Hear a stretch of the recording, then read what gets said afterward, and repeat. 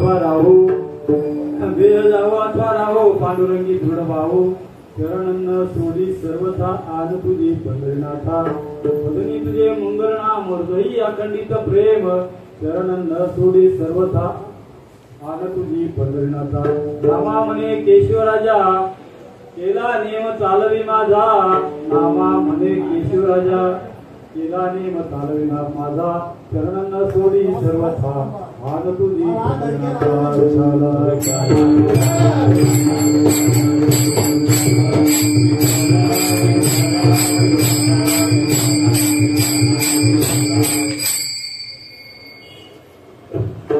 महायोगपीठे तटे भीमरत्यां पुंडरिकाय राष्ट्रपुत्र्या समागत चित्तंतमानंद संदम परब्रह्मलिंगम भज पांडुरंगम पांडुरंग करू प्रथम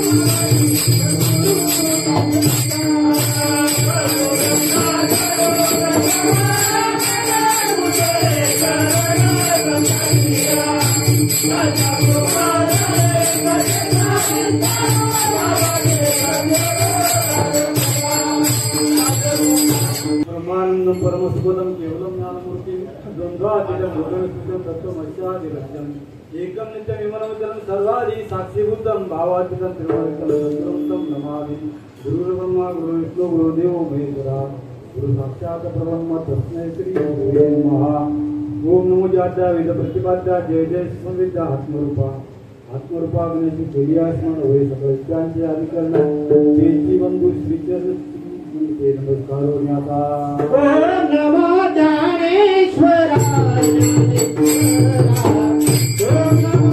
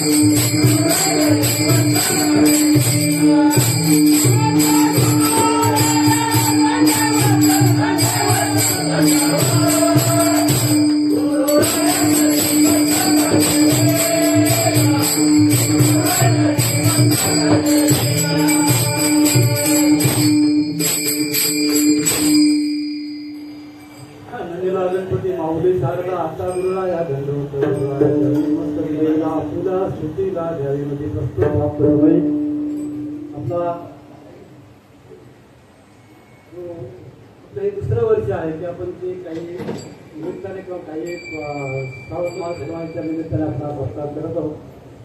सप्ताहाचं यावर्षीचं प्रयोजन असं की कैवल्य साम्राज्य चक्रवर्ती हनुमानांना शिवपा दिलेले आहेत. सर्व संतांमध्ये श्रेष्ठ असं त्यांना गणलेले आहे. नामदेव हे जे आहे ते संत त्यावेळेचे जे संत होते त्या संतांमध्ये ज्ञानोबा सर्वात श्रेष्ठ ठरले म्हणून त्यांना कैवल्य साम्राज्य चक्रवर्ती श्री ज्ञानेश्वर महाराजांचा सप्तशतकोत्तर अमृत महोत्सव म्हणजे 750 वर्ष त्यांच्या जन्मोत्सवाचा अखंड महाराष्ट्रामध्ये ते साजरे. ज्ञानेश्वर महाराजांचा जन्म अष्टमीला म्हणजे भगवान श्रीकृष्णाचा जन्म आणि ज्ञानेश्वर महाराजांचा जन्म एकाच दिवसाचा आहे. त्यामुळे अष्टमीपर्यंत हा जो जन्मोत्सव आहे हा अखंड महाराष्ट्रामध्ये साजरा होत आहे. त्याच्यामुळे आपणही त्या निमित्तानं आपल्याला संधी मिळाली आणि त्या संधीचा आपण सोनं करण्याचा प्रयत्न केला. काल महाराजांनी ताटाने मीठ वाढलं, आपण ते मीठ फक्त पेटवून तोडायचं नाही आज म्हणजे आपलं कार्य सफल झाल्यासारखं होईल. कारण ताट वाढल्यानंतर लगेच मीठ त्यात सर्व वाढावं लागतं. म्हणून महाराजांनी 2 कामं केलीत का, ताट वाढून मीठ वाढलं ना. आज आपण काय करू, त्याच्यावरती दुसरा पदार्थ द्यायला सांगितलं आहे, तो पदार्थ देण्याचा प्रयत्न करू. मला जशी भगवान होतं पांडुरंग तशी बुद्धी म्हणतात आपलं तर स्वयं महाराजांची बुद्धी त्या प्रकारे आपण सोडवण्याचा प्रयत्न करू. खूप सुंदर असा विषय आहे. या कार्यक्रमाचं प्रयोजन तुम्हाला समजलेलं आहे का आपण साजरा करतो. यात आजचा दिवस विशेष महत्वाचा आहे, कारण आज संत शिरोमणी भगवान पांडुरंगाचे सगळ्यात लढीवाळ भक्त म्हणा किंवा प्रेम भांडारी असं त्यांना संबोधलं जातं, अशा नामदेव महाराजांची आजची पुण्यतिथी सोहळा आहे. 675वा हा सजीव समाधी सोहळा साजरा होत आहे. त्यांनी सुद्धा नामदेव महाराजांनी आणि त्यांच्या सहित जी 14 जण होते आणि 15-20 जणी सगळ्यांनी त्यावेळेला त्या ठिकाणी संजीवन समाधी घेतलेली आहे. परंतु माऊलींच्या संजीवन समाधीमध्ये आणि यांच्या संजीवन समाधीत फरक असतो. कारण योग्यांची जी संजीवन समाधी असते ते आपला देह अनंतामध्ये विलीन करतात आणि आपल्या सदेह समाधी घेतात. हा फरक आहे त्याच्यामध्ये. त्यामुळे ज्ञानेश्वर महाराजांची आहे संजीवन समाधी आहे आणि इतर जे संत आहेत त्यांची समाधी आहे.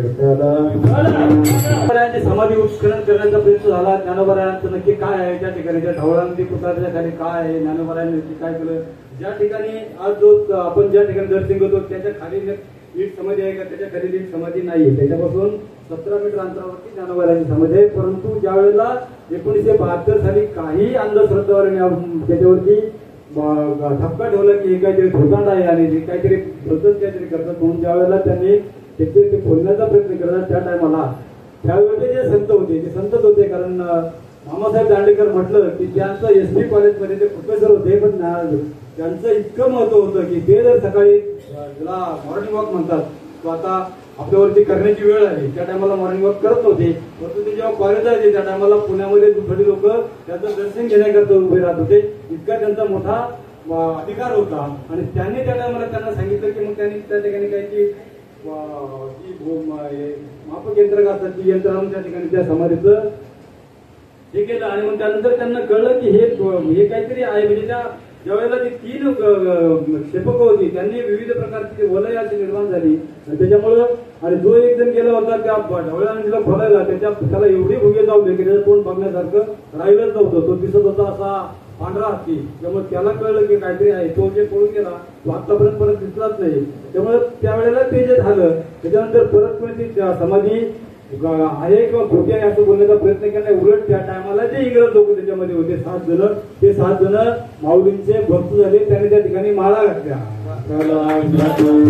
हे संपूर्ण जे आहे संपूर्ण याच्यानंतर आता युरोपमध्ये गेलेलं आहे. कारण पांडुरंगाच्या पादुका आणि नामदेव महाराजांच्या आणि या त्रिशक्ती 3 यांच्या ज्या पादुका आहेत त्या पादुका रोडनी युरोपमध्ये गेलेल्या आहेत. ज्या ठिकाणी ज्या ब्रिटिशांनी आपल्यावरती 150 वर्ष राज्य केलं आपल्या चुकीमुळं त्यावेळेला तशी गरज नव्हती. कारण जनरल डायरनी गोळ्या घातल्या, पण त्या टायमाला जनरल डायर रिटर्न म्हटलं ते जनरल डायर मेला असता.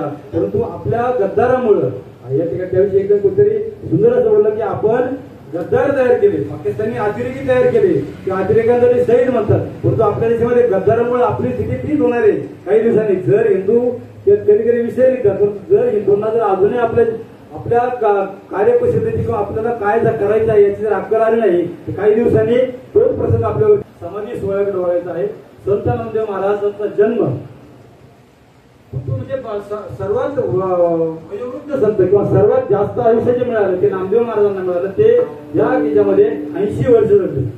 नामदेव महाराजांचा जन्म इसवी सन 1270 मध्ये झाला आणि 3/7/1350 या दिवशी त्यांनी सगळ्या कुटुंबासहित सगळ्यांनी समाधी घेतली. तो दिवस म्हणजे आजचा 23 दिवस आहे.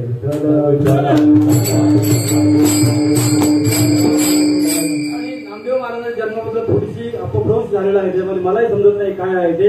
परंतु त्यांचा जन्म नरसी बामणे, काही जण म्हणतात की हिंगोली जिल्ह्यामध्ये नरसी बामणे हे त्यांचं मूळ गाव आहे. काही म्हणतात की त्यांचा जन्म तिकडे झाला, परंतु काही ठिकाणी असं पण आलेलं आहे की त्यांच्या 3 पिढ्या पंढरपुरामध्ये आल्या होत्या शिल्पी या व्यवसायासाठी. ते शिवण काम करत असत. रात्री माझी श्री दिवसा माझी श्री वगैरे वगैरे त्यांचा जो टेलरचा धंदा होता आणि त्याच्यामुळे ते पंढरपुरामध्ये आले होते. आणि त्या नामदेव महाराजांचा जन्म पंढरपुरामध्ये झाला. एका ठिकाणी असंही आलेलं आहे की एक खूप मोठा शिपला आला, त्या शिपल्यामध्ये एक बाळ मिळालं आणि ते बाळ पांडुरंगाच्या कृपेनं यांना गोनाईला आणि यांना दामासिद्धींना मिळालं आणि ते त्यांनी घरी नेलं आणि त्याचा सांभाळ करून ते जे निर्माण झालं ते नामदेव महाराज.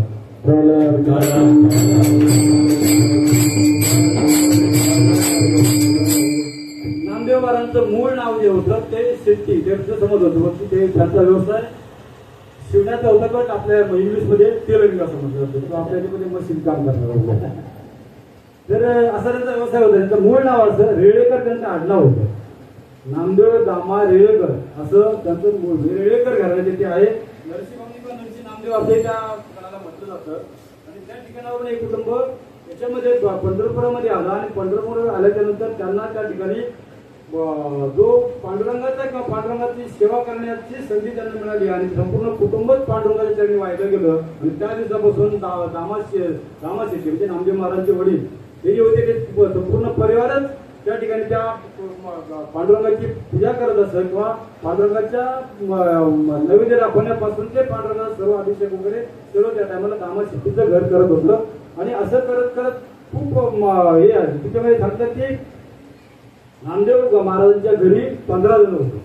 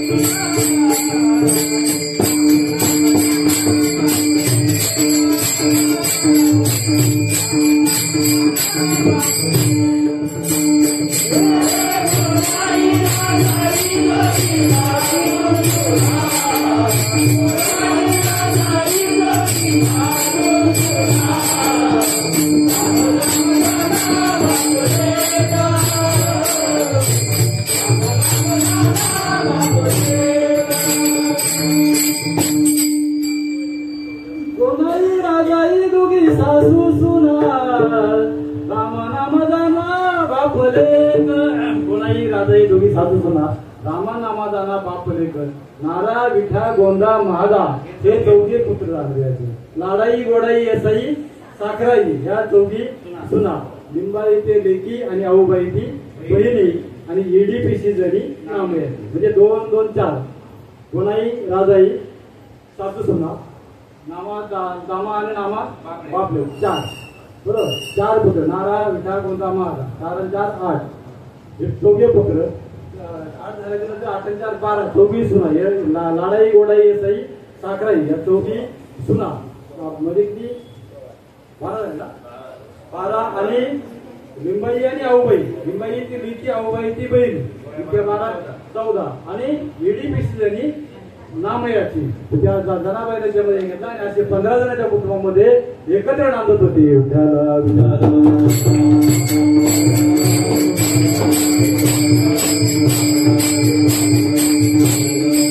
आणि जो अभंग त्याच्यामध्ये आलेला आहे आता जो अभंग आहे त्या याच्यात स्वरूप घेतलेला आहे. आता अभंग म्हटलं की अभंगाचं जे प्राप्त आहे किंवा अभंगाचा जो अर्थ आहे तो वेगळा आहे. परंतु तो आता आपल्याला याच्यामध्ये जमणार नाही म्हणून आपण ह्या प्रमाणात तो जोडता घेऊ.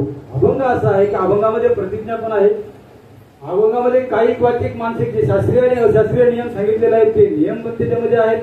आणि त्याच्यामध्ये असंही आहे की भक्तीसाठी लागणारी जी साधनं आहेत त्या साधनांचा पण उल्लेख त्याच्यामध्ये केलेला आहे.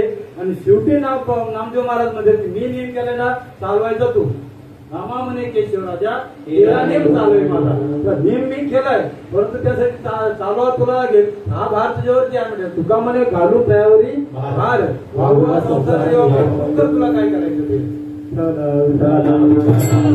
बघितलं तर नामदेव महाराजांचं किंवा त्या परिवाराचं जर बघितलं तर त्यांच्यामध्ये पहिला जो प्रसंग आहे तो आहे नामदेव महाराजांना प्रसाद घेऊन जाण्याचा वेळ. त्यानंतर परिसा भागवत, त्यानंतर तीर्थयात्रेनंतर हरिपाल नावाचा चोर रस्त्यात भेटला, त्याने काय करते तीर्थावळी, असे बरेचसे त्यांच्या आयुष्यामध्ये त्यांना प्रसंग त्यांच्यावरती आलेले आहेत.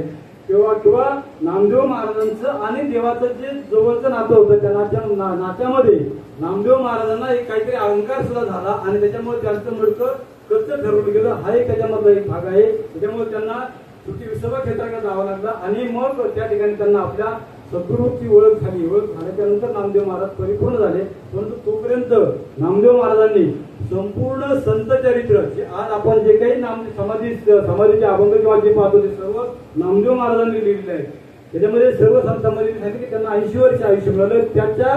त्याच्यामध्ये सुद्धा सावता महाराजांना 45 वर्ष आणि निवृत्तीनाथ सुपन मुक्ताबाई याचं काही येत नाही, कारण निवृत्तीनाथ महाराजांना 24 वर्ष, माऊली 21 वर्ष 6 महिने 5 दिवस, नंतर खाली जे दोघं सोपान 20 वर्ष आणि 20 वर्ष, दोघांची एका दोन एक महिन्यामध्ये झाली. तर सर्वांमध्ये सर्वात जास्त आयुष्य यांना मिळालं. आणि त्यानंतर मग 15व्या शतकात परत नाथबाबा आले.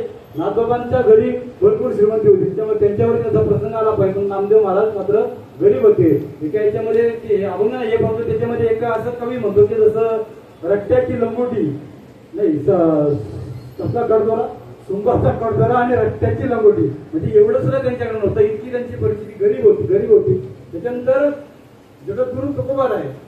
16व्या शतकामध्ये. परंतु तोपर्यंत बऱ्याच प्रकारचं परिवर्तन झालेलं होतं, कारण तोपर्यंत छत्रपती शिवाजी राजे आणि छत्रपती संभाजी महाराजांचा अवतार झाल्यामुळे तो अवतारच म्हणावा लागेल. कारण जर शिवाजी महाराज नसते तर आज आपण या ठिकाणी कीर्तनाला बसलो नसतो.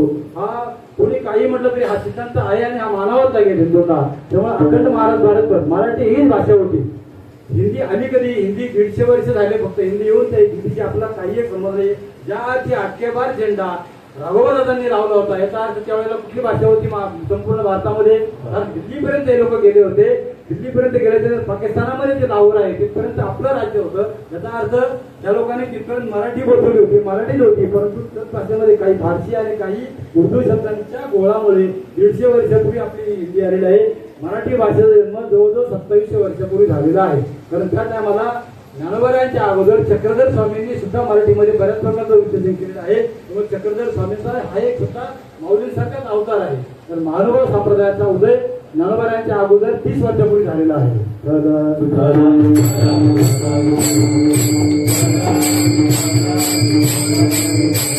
आणि त्याच्यामध्ये जे काही झाले तिकडे माऊलींचं म्हटले, माझा मराठाची बोले कौतुके परी अमृता तेही पैदा जिंके ऐशी अक्षरे रसिके मिळविलं.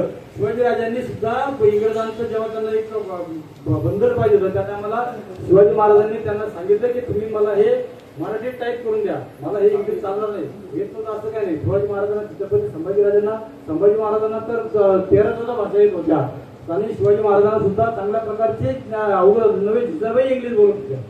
त्याच्यामुळे इतरांचा तर प्रश्न येतच नव्हता. आणि हे बालकडू जे पात्र होते यांना हे जिजाऊकडून याच्यापर्यंत आल्याच्या नंतर, परंतु त्याच्या अगोदरचा जो मधला काळ आहे 1508 पर्यंत, म्हणजे एकनाथ महाराजांच्या काळापर्यंत मात्र संपूर्ण महाराष्ट्रामध्ये धामधूम होती. नव्हे काय घडत होतं हे कोणालाच माहित नव्हतं.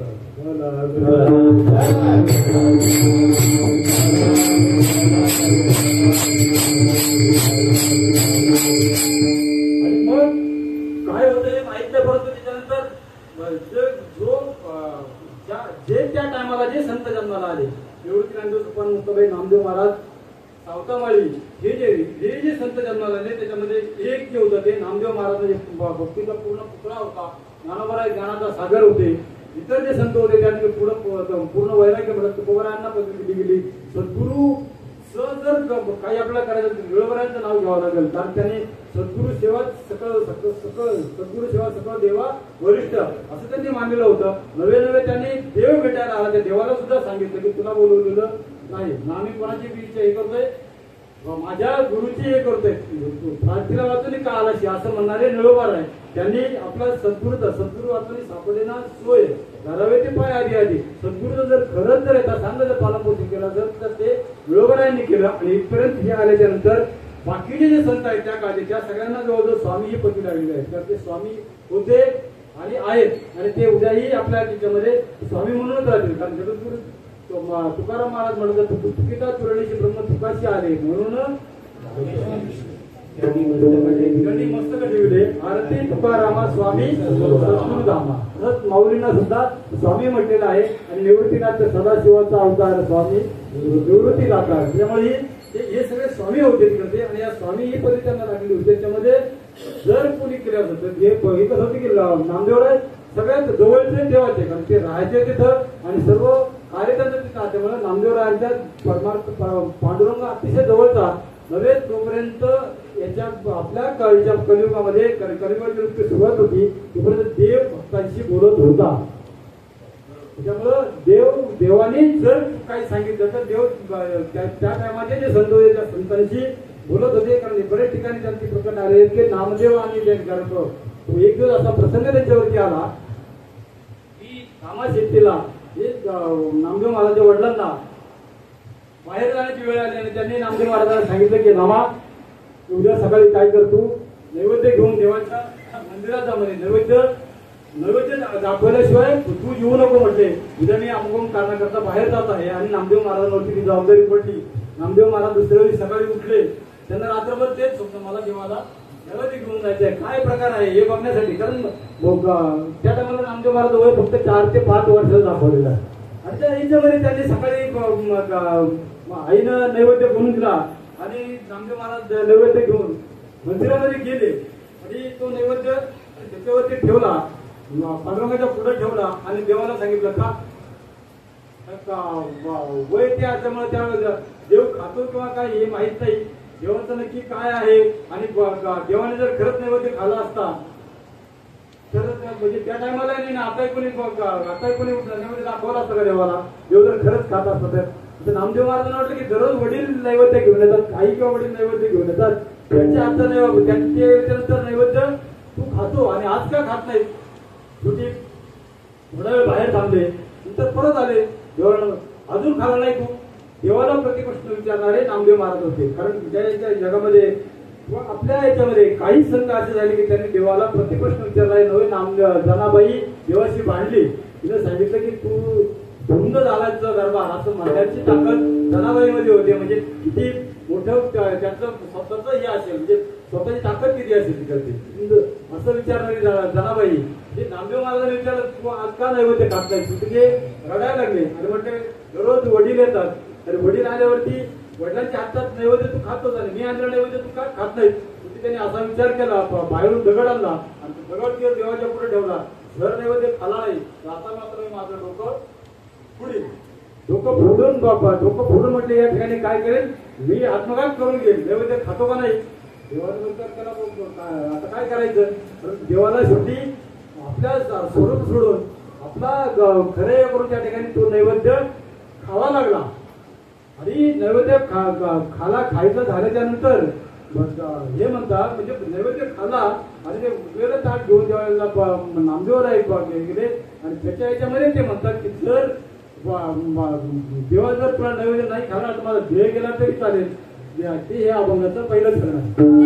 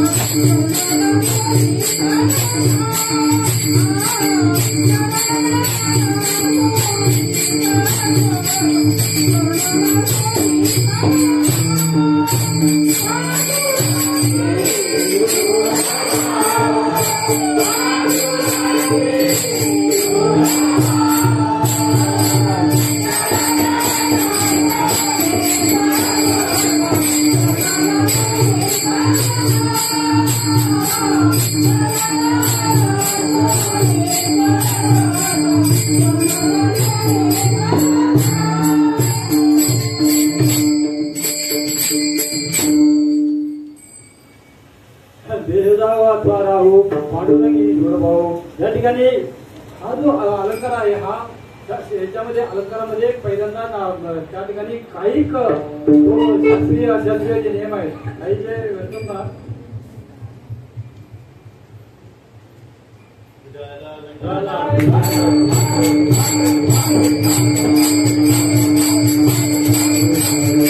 काही नियम ज्याला म्हणतात का शास्त्रीय आणि अशास्त्रीय नियमामध्ये किंवा काही नियम असतात त्या नियमामध्ये शास्त्रीय अशास्त्रीय नियम अशास्त्रीय म्हटल्यावरती ज्याला शास्त्राचा आधार नाही किंवा ज्याला शास्त्र असं म्हटलं जात नाही म्हणजे काही ठिकाणी अशास्त्रीय नियम अशास्त्रीय नियम व्रत संप्रदायाने किंवा जी व्रत साधू संतांनी त्या व्रताच्या व्यतिरिक्त व्रत करणं बरीच काही अशी व्रत तिकडचे काही उत्तम चालत आलं काही किंवा पाण्याचा त्याग करणं वगैरे किंवा सकाळी माळ घातली संध्याकाळी जीवनात होतो अशास्त्रीय असं कधी होत नाही असं होणारही नाही कलियुगामध्ये असं अशास्त्रीय नियमामध्ये होतं. आणि शास्त्रीय नियमामध्ये काही जो नियम आहे म्हणजे आपल्या शरीराला गेलेलं नाही म्हणजे देहाला माझं शरीर जरी गेलं ना तेव्हा तरी सुद्धा चालेल परंतु ही शरणांना थोडी सर्वता देह जावं अथवा राहावं पाडून तुझ्यावरचा जो दृढ भाव आहे तो भाव मात्र मला कधी घडणार नाही तुझ्यावरचा जो भाव आहे तो निश्चित भाव तो ढळू देणार नाही असं म्हणजे ह्या काही नियमामध्ये नामदेव महाराजांचं वर्णन करतात. पुढे जो प्रसंग आला त्यांच्यावरती किंवा नामदेव महाराजांवरती ते पंढरपुरामध्ये असंच सामाजिक पंथांना वाटलं की आपला जो व्यवसाय आहे त्या व्यवसायामध्ये नामदेव महाराजांना निपुण करण्याकरता त्या व्यवसायामध्ये सर्वेच करण्याकरता हुशार करण्याकरता नामदेव महाराजांना सांगितलं की हे कपडे घे आणि कपडे घेऊन तू काय कर बाजाराला जा आणि बाजाराला जाऊन हे कपडे विकून ये. आता नामदेव महाराज म्हटले हे काय म्हटले मला हे कारण नामदेव महाराजांना देवाशिवाय करमत नाही. त्यांना पांडुरंगापासून लांब जायचं म्हटलं की त्यांचं मात्र त्याचं डोकं दुखायला लागायचं नव्हे ते सैर व्हायचे.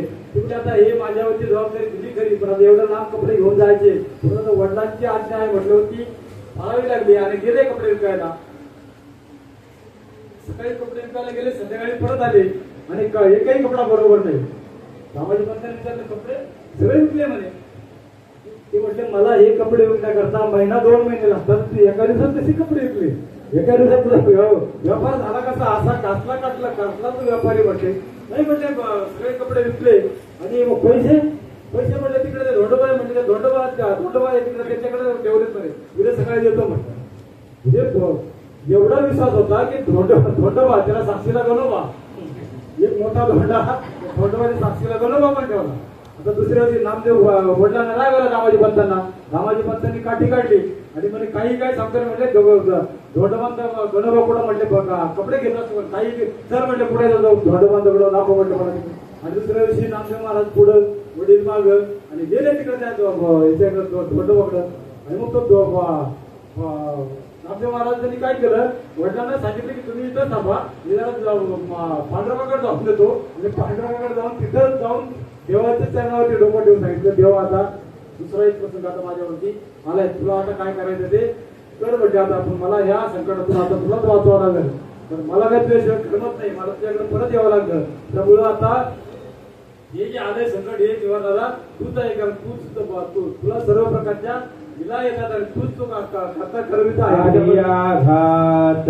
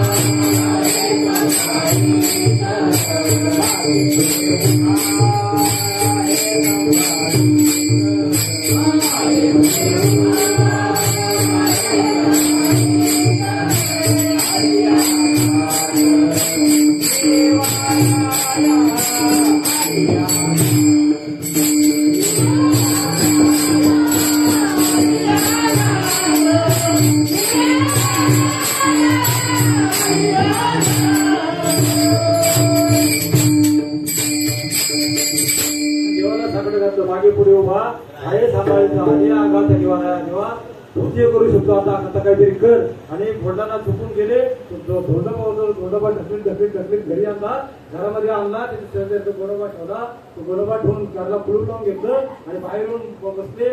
दामाजी पण कंटाळून गेले, शोधत सापडले नाही म्हणून घरी आले. आणि घरी आता म्हटलं तुला फटवायलाच पाहिजे म्हटलं, तिकडे ते मूर्खा नाला का शिवाय घातल्या. आणि तुला अक्कल नाही म्हटले, कधी तू व्यापारी व्हायचा, कधी म्हटले संसार करायचा, तिकडे ते साऱ्या संसाराचं वाटोळ करून टाकलं तू म्हणे तिकडे ते. आता काय तुला सांगायचं काय नाही म्हटले.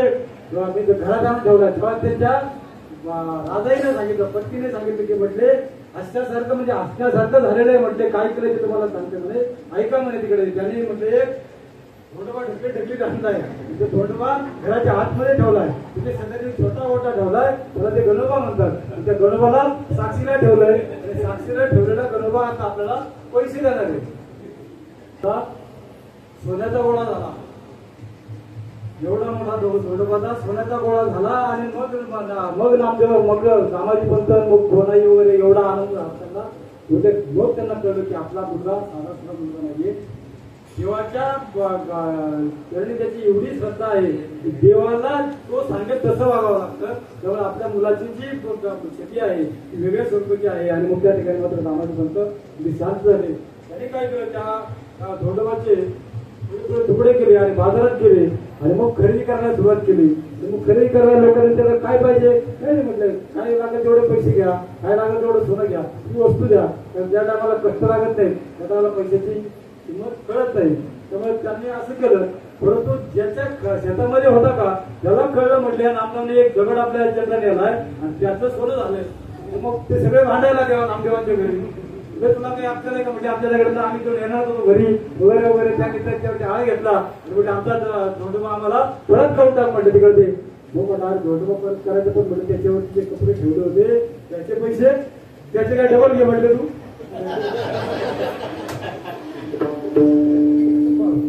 एवढा मोठा जो धोंडोबा यायचा म्हटल्यावरती मग म्हटलं डबल पैसे दिले त्याने दामाजी पंतांना. आणि ते धोंडोबा घेऊन घरी गेले आणि त्याचे वेगवेगळे तुकडे केले लहान लहान आणि प्रत्येकाने वाटून घेतले.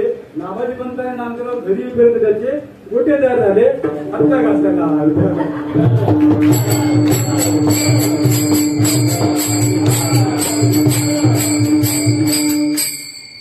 अशा प्रकारचा नामदेवाला तर इतकं त्यांचं विठोबाशी देवाशी इतकं जवळचं नातं होतं की ते म्हणतील तसं देवाला वापरावं लागत होतं. आणि देवालाही त्याच्याशिवाय करमत होतं. असं दोघांचं नातं होतं. आणि त्या नात्यामध्ये काही दिवस जात असताना पुढं असं झालं की तिकडं संत पंचायतन घ्यायचं ठरलं. निवृत्ती नामदेव, सुभाष मुक्ताबाई आणि बाकीचे संत त्या ठिकाणी जमा झाले. कुठं गोरोबा काकांची तेरडुकीला आल्यावरती त्यांनी संत सभा घेतली. आणि संत सभेमध्ये त्या नामदेवला आहेत खरे, परंतु आपल्याला या ठिकाणी काय करायचं, त्याची परीक्षा घ्यायची. आता देवाने त्याच्या अगोदर 2 वेळा परीक्षा, म्हणजे अजून मधला कालावधी आहे 10 ते 17 वर्षाचा जो कालावधी नामदेव महाराजांचा, त्याच्यामध्ये देवाने 2 वेळा परीक्षा घेतली. एकदा असं झालं की देव इतर करून घेऊन आले. त्या टायमाला त्यांना तो ओळखला नाही. नामदेव महाराज म्हणतात मी त्या ठिकाणी आलो होतो, पण तेव्हा तुम्हाला दिसला नाही. एवढं तुला दिसलं नाही काय म्हणजे त्या ठिकाणी ते कुत्र होतं ते मीच होतो. असं कसं झालं म्हणजे तिकडे मला कुत्रा असं कसं मला कळलं म्हटले, तुझं रूप मला दाखवलं, मला कसं समजून तू आला ते. नंतर दुसऱ्या वेळेला त्यांनी असं ठरवलं की लपाछपी खेळायची. लपाछपी खेळण्यामध्ये पांडुरंग आणि नामदेव महाराज लपाछपी खेळत असताना देवाने जी धूम ठोकली डायरेक्ट आरण सावता महाराजांच्या मळ्यामध्ये. आता सावता महाराज म्हटलं त्या टायमातले आता काही म्हणतात की सावता महाराज पंढरपूरला जात होते. सावता महाराजांनी वारी केली नाही, हे चुकीचे. सावता महाराजांचं प्रमाण आहे की वैकुंठचा देव आणून या कीर्तनी, म्हणजे वैकुंठचा देव जर कीर्तनामध्ये आणायचा त्याचा सावता महाराजांनी पहिलं कीर्तन केले असं मला माझं मत होतं.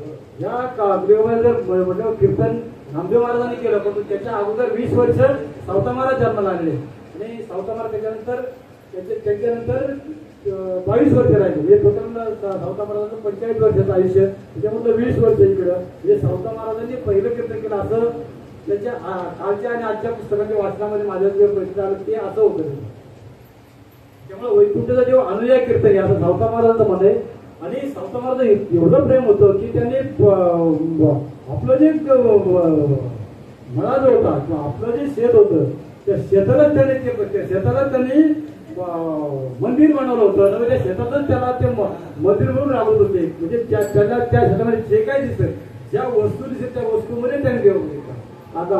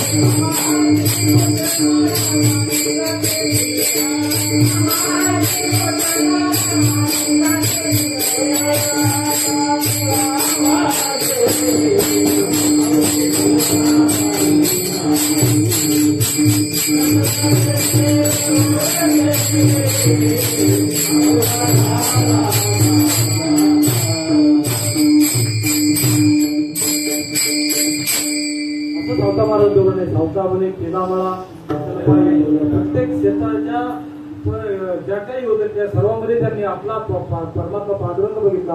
आणि त्या ह्याच्यामध्ये प्रवीण असताना देव तिकडे गेले आरणला. आणि आरणला जाऊन गेल्यावरती त्यांनी सांगितलं पांडुरंग देव सावता महाराजांना सांगतात की म्हणजे माझ्या पाठीमागं चोर लागलाय, मला लपायला जागा दे. लपायला जागा म्हटलं होती. देवा म्हटलं तर कुठं लपव, जर इतर मार्ग सांगावे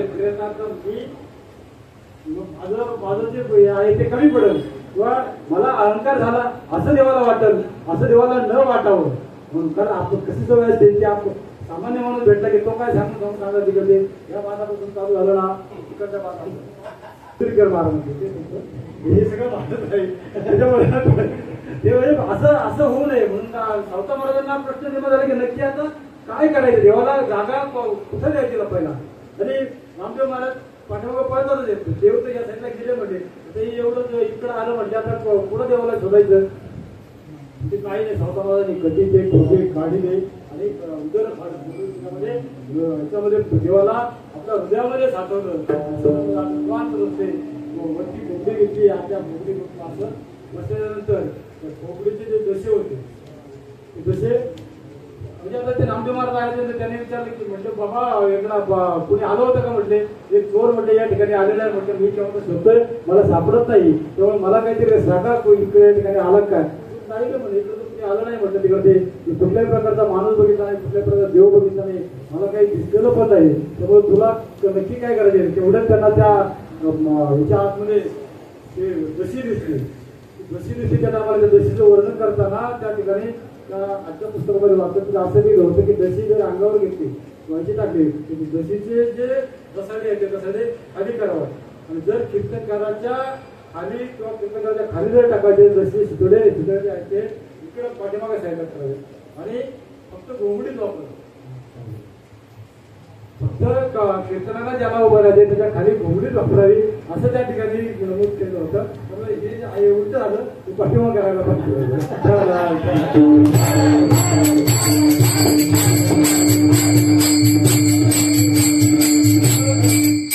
मग काय त्या ठिकाणी सावतामध्ये हृदयबंदी गाणं केला. हात विठ्ठल कोंडीला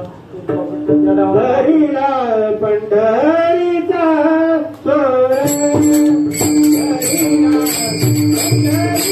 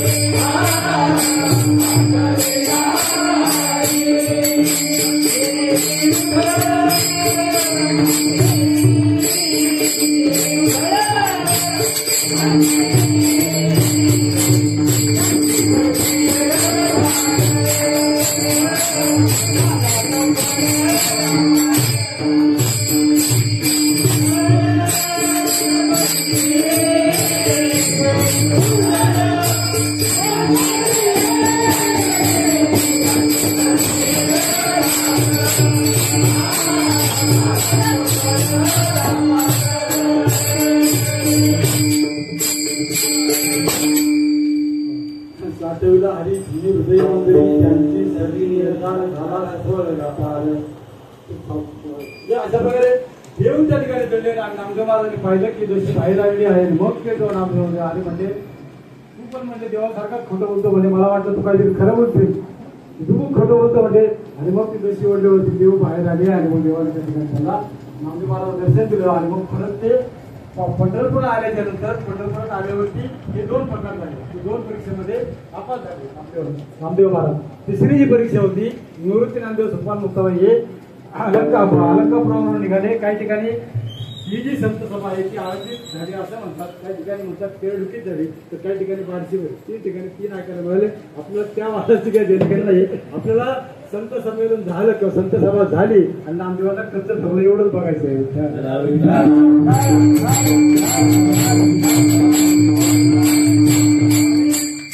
हे चौघं भावंड त्या ठिकाणी आली आणि मग त्यांनी देवाकडे गेले आणि देवाला सांगितल्यानंतर त्या ठिकाणी दर्शन घेतलं. दर्शन घेतल्यानंतर ते पेरडुकीला गेले. पेरडुकीला गोरोबा काकांना घेतलं, सावता महाराज, नंतर चोकोबाराय, नंतर पंका रंका जे काही होते ते सगळेजण त्या ठिकाणी एकत्रित झाले. आणि एकत्रित झाल्याच्या नंतर असं ठरलं की म्हटले काही जण कच्चे आहेत आणि काही जण पक्की मडकी आहेत. जी मडकी आपण ठरवायची आज. आणि मग त्या संत सभेमध्ये ठरलं आणि सर्वात ज्येष्ठ जे होते ते गोरोबा काका होते. गोरोबा काकांनी त्यांचं थापटणं घेतलं म्हणजे अनुभवाचं जे काही बोल आहेत अनुभवाचं थापटणं घेतलं आणि त्यांनी त्या याच्यावरती सुरुवात केली. पहिल्यांदा आणि निवृत्ती महाराज फटका वाजल्यावरती काय ते म्हणतो काय ते काय कच्च होतं सदाशिवाचा अवतार स्वामी काय ते प्रसारित निवृत्ती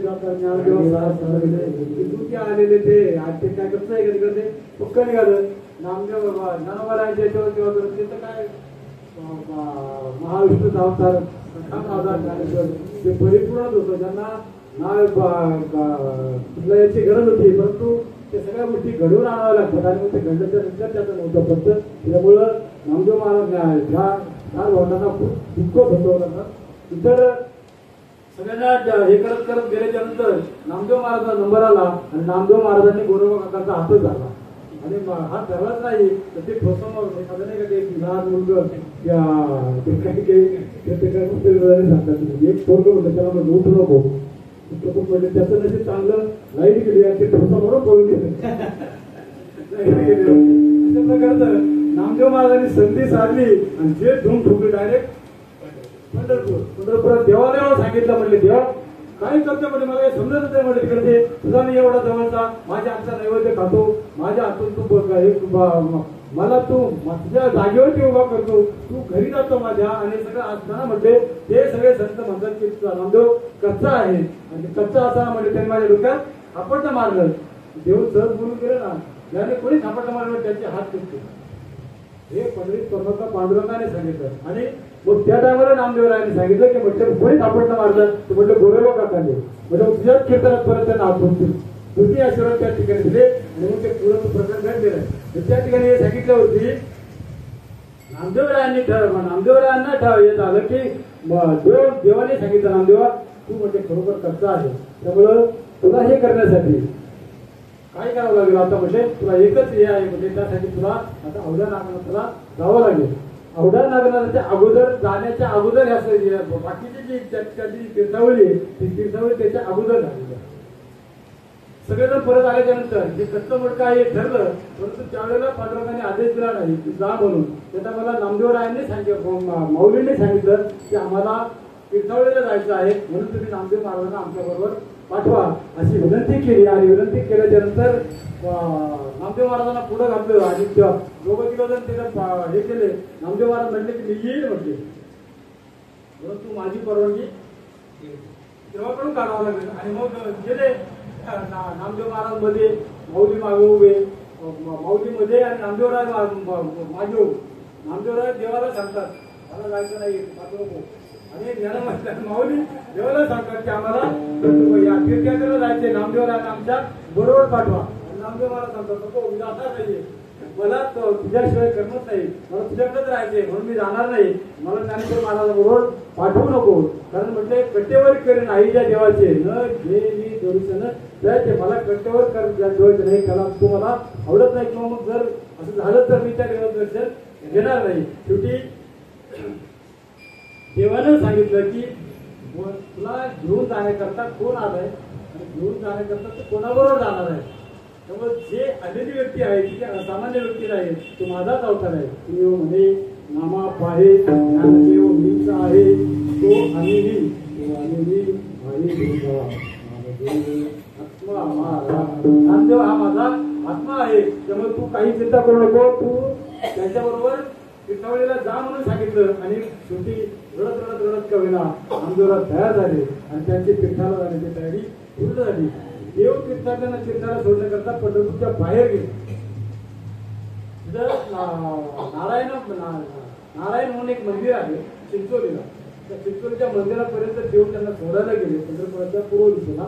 याच्यापर्यंत ते गेल्यानंतर तिथं त्यांनी निरोप घेतला. देवाचे डोळे सुद्धा म्हणतात त्यांना, मला ज्या टायमाला त्यांनी निरोप दिला एकमेकाला, त्यामुळे देवाला सुद्धा इतकं वाईट वाटतं की आतमध्ये चंद्रपूरला आल्यानंतर काय लाल लाल झाले आणि डोळे सुद्धा काय सांगू म्हणजे माझा प्रबंध होता मला जे होतं म्हणजे माझा प्रिय प्राणप्रिय जो होता तो म्हटलं मला सोडून तीर्थयात्रेला गेला. आणि मग यांची ही तीर्थयात्रा त्या ठिकाणावरून चालू झाली. आणि मग त्या ठिकाणी ते फेरडुकी ढेर सगळे संत त्याच्याबरोबर. आणि त्यावेळेला त्यांचे नाव माहीत नाहीत, पण सगळे 27 जण होते. असं एवढे संत होते घरेरी सोनारा सहित सगळे जण होते. मग ते एक एक टप्पा करत पार करत करत करत ते कुठे गेले, पहिले अवध्या नागनाथला गेले. त्यांचं पहिलं त्याच्यावरती अवध्या नागनाथ. आता हे त्याच्यामध्ये बदल सुद्धा होऊ शकतो, परंतु जे आहे त्या ह्याच्यावरती गणपती महाराजांचं जे पुस्तक होतं त्याच्यामध्ये असं लिहिलेलं की ते पहिल्यांदा अवध्या नागनाथाला गेले. आणि अवध्या नागनाथाला गेल्यानंतर त्यांनी काय केलं, त्या ठिकाणी कीर्तन उभं केलं. त्या ठिकाणी नामदेव महाराजच कीर्तन करत होते. आणि नामदेव महाराज कीर्तन चालू असताना तिथे काही ब्राह्मण मंडळी आली आणि त्यांनी सांगितलं की तुम्ही या ठिकाणी कीर्तन करू नका, जे काही तुम्हाला करायचं असेल ते म्हणजे आम्हाला आमच्या पूजेचे वेळ झालेले आहे, तेव्हा तुम्ही या ठिकाणी कीर्तन काय कीर्तन घेतलं असेल सगळं तर त्यांना काही त्याचं हे नव्हतं. तेव्हा त्यांनी सांगितलं की हे शिवस्थान आहे, तो वैष्णवांचं जे स्थान आहे ते पंढरपूरला आहे, तेव्हा तुम्ही या ठिकाणी जो तुमचा बाजार मांडलेला आहे तो उचला, तुम्ही इथून निघा. आता कीर्तन तर अगदी रंगात आलेलं होतं. कीर्तन रंगात आलेलं कीर्तन त्या ठिकाणी थांबवायचं म्हटलं होते. नामदेवरायांना खूप वाईट वाटलं. आणि मग नामदेव महाराजांनी कीर्तनात जय हरिले करतात सगळ्यांना उठावून सांगितलं आणि देवाच्या पाठीमागं येऊन त्यांनी कीर्तनाला सुरुवात केली. त्या ठिकाणी कीर्तन काही त्यांच्या रंगेला नामदेव महाराज वैतकले वैतकून शब्द पाठवा शब्द एकच होतं, पाठवायचा दावा केला. आणि म्हटलं अरे म्हणजे काय म्हणजे तेव्हा म्हणते काही करतो म्हणे तिकडे आम्ही आलो तीर्थयात्रेला जाऊ नको, जाणार नव्हतो, बळच पाठवलं तर इथं म्हणत कीर्तन कीर्तन आम्हाला माहित नाही. आता काय सांगितलं म्हटले इथे या लोकांना याला काही सांगू म्हटलं मी आता की सदाशिव हा याचाच अवतार आहे किंवा मोठा जो वैष्णव आहे तो शंकराचाच अवतार आहे किंवा शंकरच मोठा वैष्णव आहे आपलं हा दोनच एक प्रमाण होतं ते नंतर महाप्रभू वैष्णवच काहीतरी प्रमाण होतं परंतु ते त्या ठिकाणी म्हणतात की हे वैष्णवाचंच हे स्वरूप आहे परंतु ते काही ऐकायला तयार नाही ते केलं पाठीमाग शेवटी पांडुरंगाने नवरस भरण्याकरता 9 लक्ष त्या ठिकाणी हे पाठवले अख्ख्या संपूर्ण मंदिर होतं मंदिराचा परिसर त्याने व्यापला गेला पताकाने भगव पताका घेऊन 9 लक्ष वारकरी म्हणतात वारकरी पाठवले आणि संपूर्ण परिसर उजळून गेल्याच्या त्या अवघ्या नागनाथाचं जे स्थळ आहे त्या ठिकाणी पूर्ण परिसरामध्ये एवढा प्रकार झाला की लोक म्हणजे काय कोण आहे या ठिकाणी म्हणतात एवढा नामदेव महाराजांचा याचा अधिकार होता हे झाल्यानंतर असं झालं की काय होतंय ते कळण्याच्या अगोदरच नामदेव महाराजांनी सांगितलं की म्हणजे मला तेव्हा आमचं जे होतं तिकडे हे बंद करण्याकरता किंवा काय होण्याकरता म्हणजे असं काय आम्ही केलं चुकीची होती की आम्हाला या ठिकाणी मंदिराच्या समोर कीर्तन करण्यात मज्जा गेला प्रकार असा घडला की याला वाटलं की ते माझं जे तोंड देवाला वाटलं लोक मला तोंड त्यांच्याकडे फिरवायला गेला आणि मग त्या ठिकाणी फिरविले देऊळ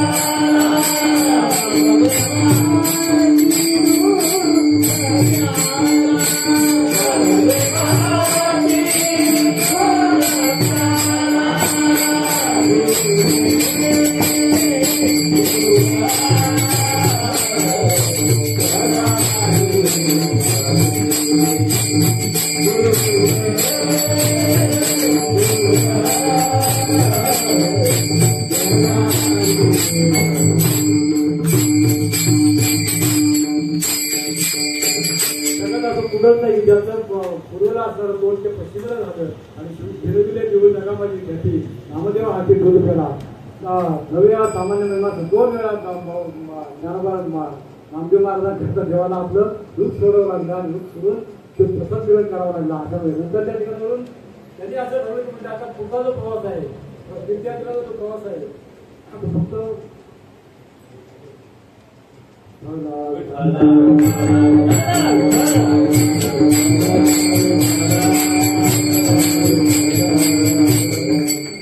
ठिकाणी म्हणजे लोणार या ठिकाणी सातपुडा पर्वतामध्ये जे ठिकाण आहे त्या ठिकाणी जात असताना त्यांना थोडं नाव असेल थोडं नाव काही त्यांना एक चोर भेटला रस्त्यामध्ये आता आपण तो चोर भेटला त्या चोराची अशी ख्याती होती काय करायचं असं गळा उडायचा हा आहे हा नाही असं चोर पहिला चोर आहे आता त्या चोराने काय केलं असा त्याचा व्यवसाय होता जसा जसा भेटला की मार कसा होता तो बघून तो थांबायचा आणि मग पुढे जातो नाही घालतील खाली म्हटलं की अशा प्रकारे लुटमार त्यांची चालायची आणि ते चालत असताना आणि ही याची जी दिंडी इथोबा रुपये करत त्यावर आणि नंतर म्हणजे नंतर मला आले त्या टायमाला विठोबा रुपये एवढंच ते म्हणत विठोबा रुपये बघायला आणि पताका घेऊन मोठी दिंडी आल्यावरती त्याने विचार केला इकडे कुठे जंगलामध्ये दिंडी आली तिकडे दिंडी आल्यावरती त्या झाडावरती जो बसला होता का झाडाच्या खालून जात असताना त्याला उडी मारली आणि उडी मारल्याबरोबर जे पुढचे होते का काय होतं ते मुख्य लोक ते पाठीमाग असतात बाकीचे ते पथक वगैरे घेऊन जातात ते पुढं असतात ना ते पथक वगैरे घेणारे ते गेले पळून म्हणजे काय झालं म्हणजे कोण वाले करतो काय दष्टपुष्ट गडी होता मला त्याच्या मुश्या अशा मोठ्या या अशा प्रकारचा माणूस तो उडी मारल्यावरती त्यांनी विचारलं म्हणजे काय काढा म्हणजे ते पाणी ते फ्रॉड घेऊन धावला त्यांच्यावरती त्याच्यानंतर कोण तुम्ही कुठले काय नंतर मग नामदेवराय म्हणतात आम्ही पंढरीचे पंढरपूरचे तुमचं नाव काय नामदेव महाराज तुमचं कीर्तन ऐकलंय मी असं काय करता म्हणजे तुम्ही मी पंढरपूरची वारी करतो आणि पंढरपूरची वारी करत असताना म्हणजे तुमच्या कीर्तनाला मी एकदा होतो तिकडे ते गोरे पण आहेत पाठीमागचे ज्ञानाबाहेर गोरे होता मग ज्ञानाबाला ते गोरे करते म्हणजे ज्ञानेश्वर महाराज येते आज तेवढं म्हटलं माझं भाग्य पहिलं म्हटलं की ते माझ्यावरती केवढा चांगला प्रश्न आलेला म्हटलं तुम्ही सगळेजण माझ्या घरी बोलता राहायचं म्हटलं जेवल्याशिवाय राहायचं नाही अरे किराणा जमतेला आणि जमून सगळ्यांना घरी पाठवलं तर घरी गेलं तर पत्तीला सांगितलं घरात खायला काहीच नाही ते पाहुणे घेऊन आले मी काय नाही म्हटलं त्यांचं तुम्ही संतजनावरती फक्त काय करा अंघोळ करून घ्या मी आलोच म्हटले आणि गेले बायकोने पत्नीने सांगितलं की म्हणजे काहीतरी आज करा म्हटले एखादं कुणीतरी गाठवा म्हणजे आणि आपलं जे आहे आपल्या गावातून संत निर्मुख जाता कामा नाही म्हणजे असं काहीतरी करावं लागेल त्यामुळे त्या ठिकाणी परत झाडावर जवळ होता शिकारीची काहीतरी भेटेल याची अपेक्षा केली कोणीच आलं नाहीये देवांनी सांगितलं देवाला वाटलं की आता जर यांकडे गेलो नाही तर त्याने सांगितलं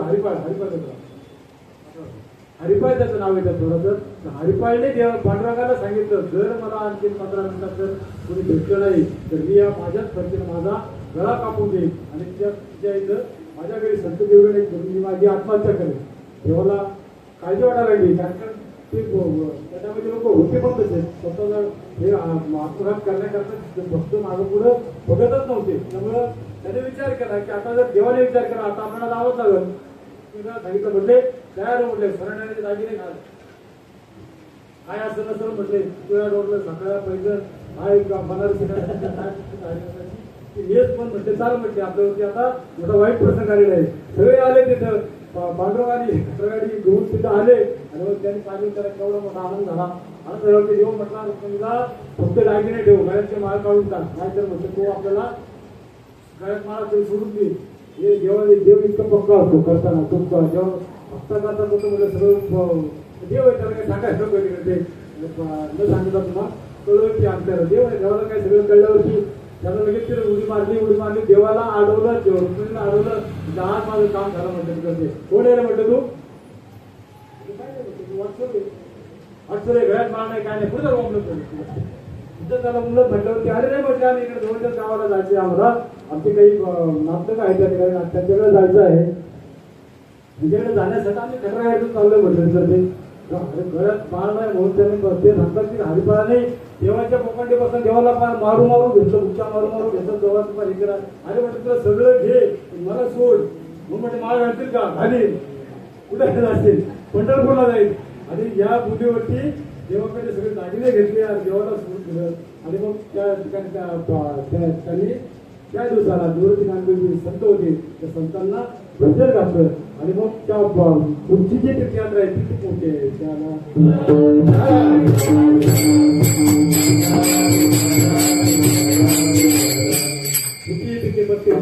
काशीला गेले त्या ठिकाणी परत काम गेल्याच्या नंतर त्यांनी आता ठरवलं की आता आपल्याला परत जायला पाहिजे आणि शेवटी परत आल्याच्या नंतर निवृत्ती नांदेड सुपात होते सगळे आपापल्या ठिकाणी निघून गेले आणि देवाने सांगितलं की आता तुला जी खरी गरज आहे त्या गरजेकरता तुला अवघ्या नांगाचा परत जावं लागेल आणि देवाने अवघ्या नांगाचा जाण्याचा आदेश दिला आणि तो कच्चा आहे तो कच्चा राहू नये म्हणून सद्गुरू तुला करणं गरजेचं आहे आणि सद्गुरूकडे जाण्याचा आदेश दिला त्या ठिकाणी निघाले ते डायरेक्ट अवघ्या नांगातला आले अवघ्या नांगातला आल्याच्या नंतर त्यांनी जे पाहिलं की आपण अगोदर आलो होतो त्यांना आम्हाला वेगळं होतं आणि आता तर म्हटलं एक माणूस आहे म्हातारा देवाच्या पिंडीवरती पाय देऊन झोपलाय म्हणजे देवाचीच मनोमन हे केली म्हणजे काय म्हणते देवा मला कुठे पाठवतो कोणाला दर्शन घ्यायला सांगतो मला जे आवडत नाही तेच मी दाखवतो तिथे काय म्हणते याला लावलंय म्हणतो तो त्या देवाच्या पिंडीवरती पाय घेऊन झोपलाय म्हणजे आता काय करायचं म्हणजे इथे याचं काही दर्शन घेणार नाही किंवा याला हा गुरु करण्याचा राखीचा नाहीये आमच्या राणाचं दर्शन घेऊन मागे फिरले एवढ्यात विसोबा घेतलं त्यांचं नाव विसोबा घेतलं होतं मुक्ताईचा उपदेश मुक्ताबाई त्यांचे गुरु होते तिने उपदेश केला होता तर त्या अगोदरच्या केलेल्या याच्यामुळे त्यांना ते त्या ठिकाणी ते अभियानावर राहायला गेले होते. हे झाल्याच्या नंतर त्या सभा केंद्राने सांगितलं की म्हणजे वृद्धाप काळामुळे आता मला काही काय उचलत नाहीये, तुला जर तो हे करायचा असेल तर म्हणजे काय कर, माझे पाय फक्त उचलून खाली ठेव. आणि मग खाली ठेवण्याचा हे केल्याच्या नंतर नामदेवराव गेले, पाय उचलले, खाली ठेवायला गेले. त्या ठिकाणी जेवढे त्या ठिकाणी पिंड तयार झाली, जिथं उचललं तिथं पिंड व्हायला लागले. त्यानंतर नामदेवराव त्याला लक्षात आलं की देवाच्या डोक्यावरती हे पाय ठेवत नसून देव त्यांचे पाय डोक्यावरती घेतोय, इतका मोठा यांचा अधिकार आहे, म्हणून यांना गुरु करायला काही हरकत नाही. आणि मग त्या ठिकाणी म्हणतात नामामध्ये केसर पायी ओळख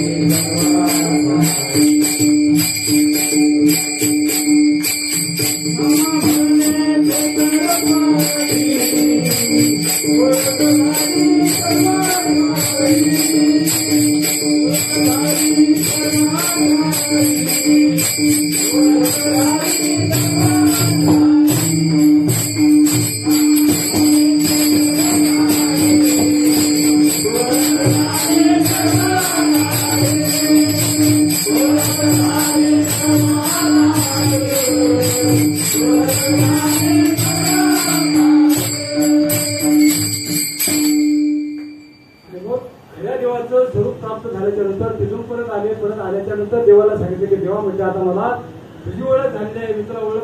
देवाने परीक्षा घ्यायचं ठरवलं. देव वाळवंटामध्ये गेले त्याची परीक्षा घेण्याकरता. त्या टायमाला नामदेव तू जा म्हणजे पुढे तिकडे आणि काय कर, मला प्रसादा करता किंवा मला खाण्याकरता काहीतरी बनव. त्या ठिकाणी नामदेव महाराज वाळवंटामध्ये गेले. खूप मोठे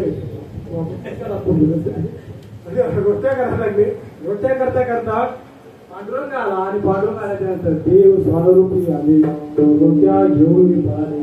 आता मात्र नामदेव महाराज सावध झाले म्हणजे आता मला काय म्हणते, आतापर्यंत फसवलं म्हणजे आता मी हुशार झाले म्हटले आणि उठून वगैरे राहिले आणि म्हटले अरे देवा थांब म्हणे, उभा उभा ऋषिकेशी कोरड्या रोट्या नामा जेवढी तूप वाटे लागे स्व ना पाठी देवाच्या पाठीमागे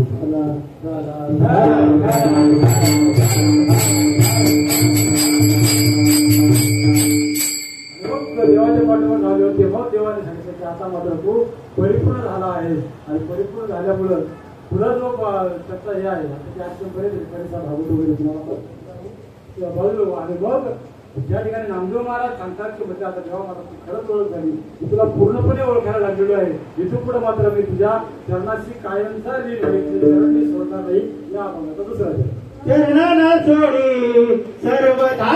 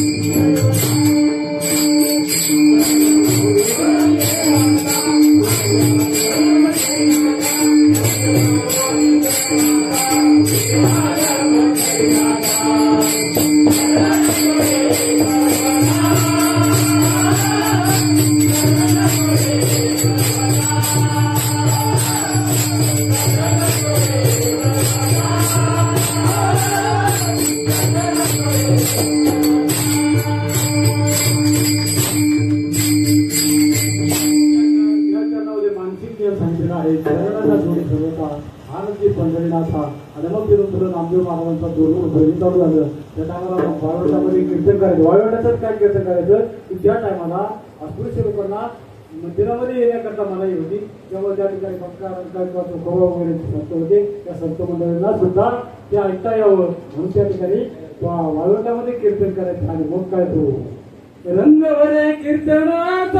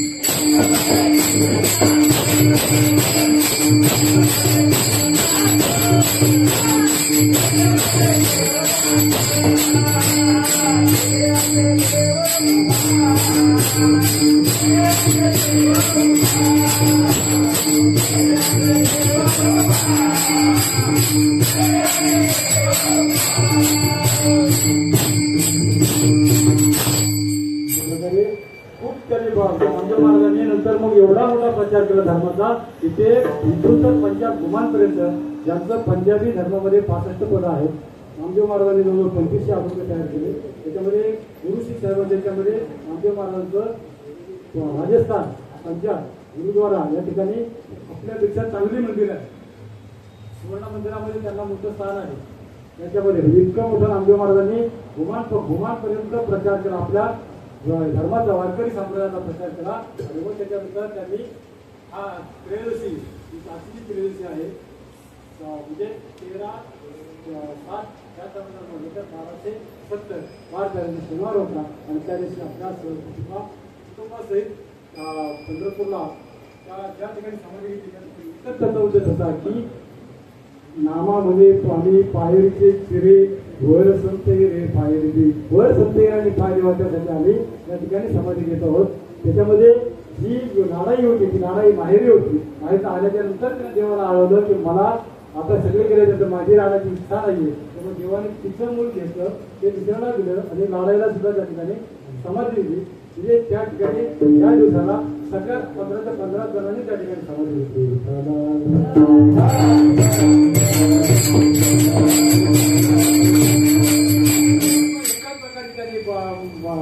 वार्षिक सेवा केली ती या गणपती सरकार ते म्हणजे बोधनिक म्हणजे मंगळनाम आणि हृदय अखंडित प्रेम. त्या टायमाला मंगळनाम येतं. देवाचं नाव मंगळ आहे. मंगळनाम घेतात किंवा मंगल कार्य केल्याच्यानंतर हृदयातून जो काय पाझर होतो हृदय प्रगटे रामरूप देवाचंच वर्णन त्या ठिकाणी देवच याच्यामध्ये प्रगट होतो.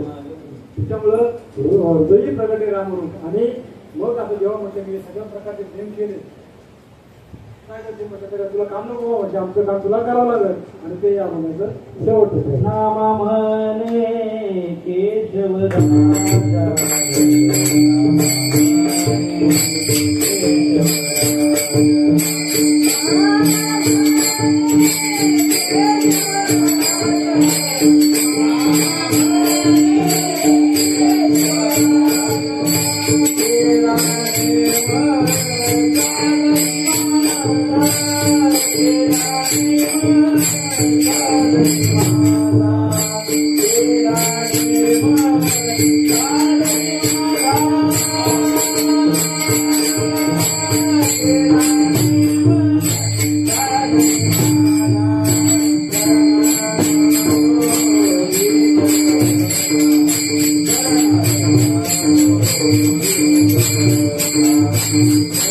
Thank you.